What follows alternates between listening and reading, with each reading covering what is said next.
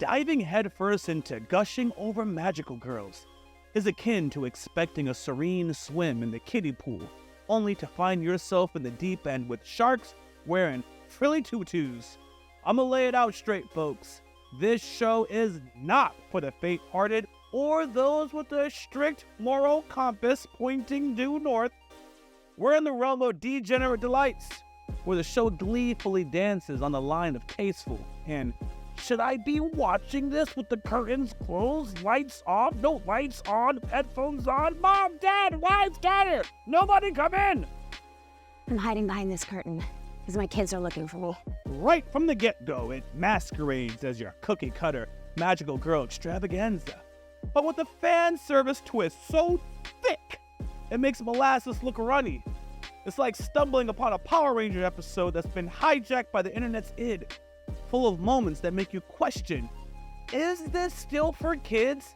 Spoiler alert! I'm on my kid for Shrita!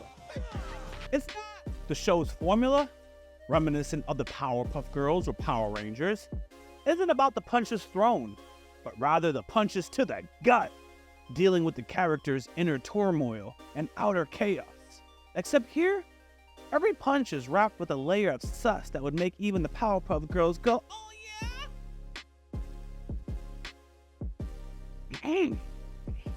Let's wade through that character mud, shall we? First up in our Magical Girls Rogue Gallery is Kiwi. That's right, folks. We're saving the best for last. Sorry if you're a Kiwi fan. Anyway, Kiwi, who's less of a villain, but more of a hater with a cause, contemplating an OnlyFans career before being swooped up by the dark side. She's the embodiment of, I hate everyone, but I found my tribe. Utna doesn't just save her from the dark path of content creation, but introduces her to a world where her brand of hate is celebrated, not shamed. Next, we have Morino Kurusu, or Alice, for simplicity's sake.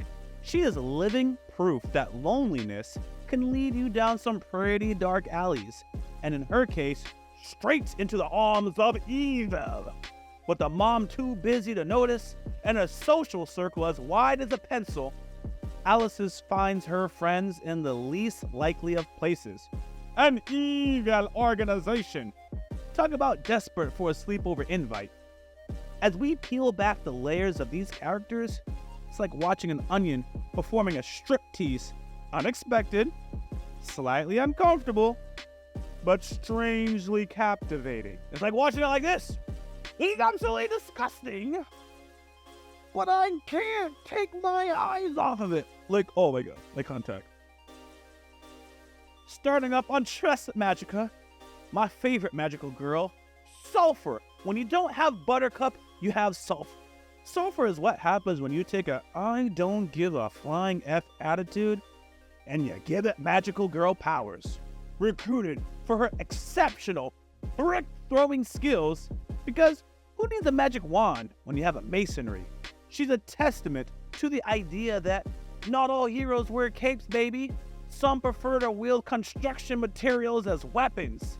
Her journey from street brawler to magical girls is less about what's wrong with her. It's about what's wrong with y'all.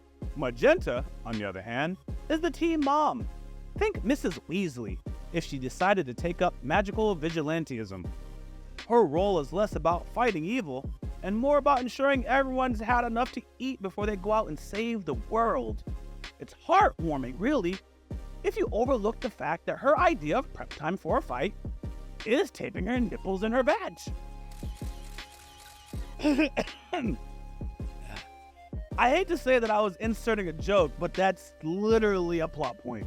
Anyways, as we navigate the sparkling chaos of gushing over magical girls, there's two characters that stand at the epicenter of this storm. That's Utna and Azura. I'm terrible at pronouncing names, folks. But anyways, these two are like the electric charge in a cloud full of glitter.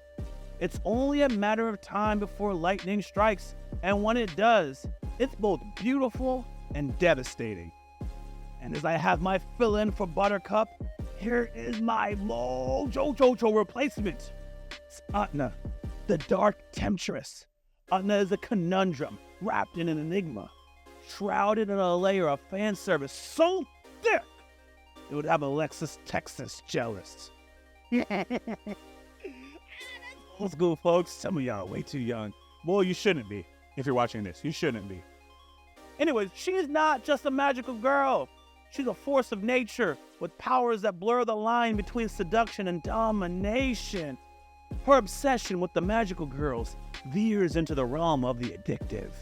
Her battles tinged with carnal edge that leave both her opponents and the audience questioning the rules of engagement, making Vladimir Putin look like a saint. You smile, let me finish. Next we have Azura, the reluctant rebel. She, on the other hand, magical girl by the way, trust Magica, is the canvas to Utna's chaotic brush. Initially portrayed as the upright, stand up for justice magical girl, her encounters with Utna peel back the layers of her character, revealing a complexity that is as intriguing as it's troubling, folks. The interplay between her resistance and eventual succumbance to Utna's advances paints a portrait of a character caught in a web of desire, control, and identity crisis. Her journey is a stark reminder that in the world of gushing over magical girls, not everyone is purely hero or villain. They're beautifully flawed beings navigating a morally gray universe. The dynamic between Utna and Azura is a dance of desire and dominance. A narrative thread that weaves through the desires, pulling at the seams of what we expect from a magical girl show. Their interactions are charged with raw energy that oscillates between empowerment and exploitation, challenging the viewer to confront their own perceptions of power and consent. Oh yeah, folks. Get uncomfortable. It's about to get ugly. This dance is not just about the physical battles that erupt on screen. It's the psychological duel that delves deep into the themes of obsession, liberation, and the cost of true freedom. Let's talk about why their story matters. The saga of Utna and Azura is crucial to the fabric of gushing over magical girls. It pushes the narrative beyond the realm of simple entertainment, daring to explore dark, uncharted territories of the human psyche.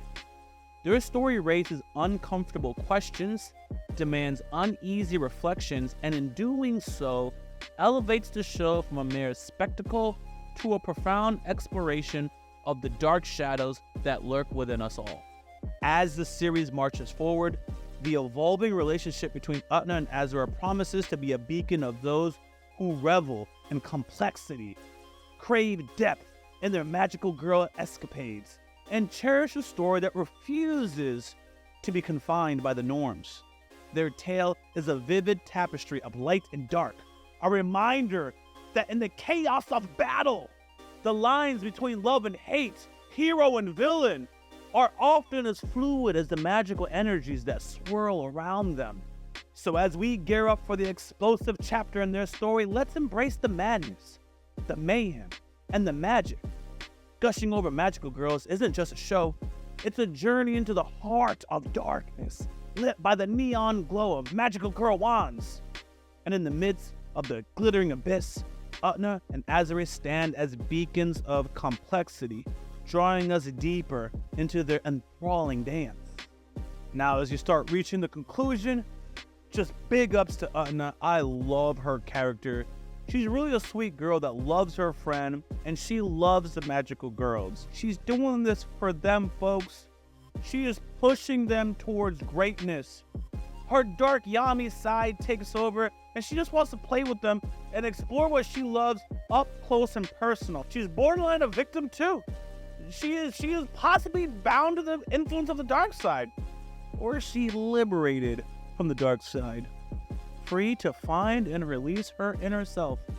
Nah, well, I stray. Point is, she loves those girls. Everything she does is for the betterment of them to grow and do better. And that girl, Azura, has utterly failed as of the most recent episode. Oh my gosh, she has failed into deplorable depths. I mean, oh my God. Like, oh my God, you just don't expect that from her. It was disgusting to see. Mildly entertaining, but utterly captivating. Still disgusting to see. So, what's my take on this festival of chaos and glitter? It's like finding a $20 bill in a pair of jeans you haven't worn in years. Surprising, a bit questionable, but ultimately a win. As we gear up for the next episode, remember, in the world of gushing over magical girls, expect the unexpected. And maybe keep a brick handy just in case. Anyways, I'm eager to hear your thoughts, folks. Anime only, don't spoil. Dive into the comment section.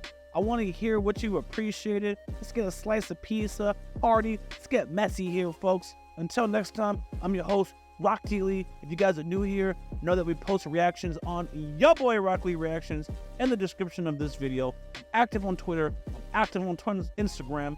I really gave this video my heart, and I would appreciate your support in the comments, liking, subscribing, all on the socials, doing all the jazzy stuff, man.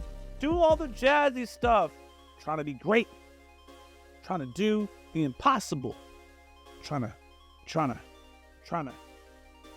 beat me a magical girl. Yes, come on. Let's dance.